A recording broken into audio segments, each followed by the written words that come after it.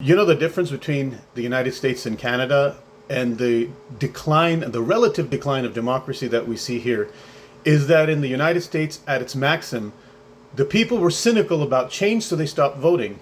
Recently, after Trump, they started voting again. In Canada, the problem is I think our political candidates are cynical. Like we have this guy Poilievre, he's an awesome guy, but he's cynical. You can tell he's going out there like he's doing, it's just something we do.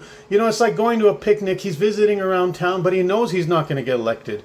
And the reason for that is twofold. One is Canadians don't like to be disunited over anything, and then they look at their bigger brother south of the border and they say, look at how disunited and bipartisan they are.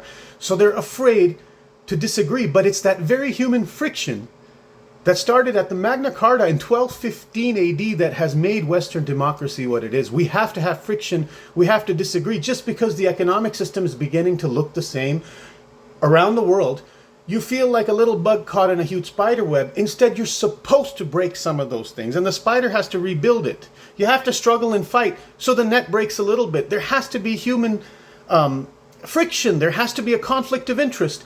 We can't just be like, well, the boat's flowing in that direction and unfortunately we're going to sit here and enjoy the ride, you know? That's not how it happens. You have to fight. You have to fight. In the United States, they're fighting. That's all they're doing is fighting. And I know that's a problem, but in Canada too, we have to fight. We have to fight. We have to win this. You know, economically, we're all liberal and liberal economics is working good, but guess what? Conservative culture cannot be liberal. We cannot run and jump into something that we don't know anything about. You know, it's a multicolored paint bucket.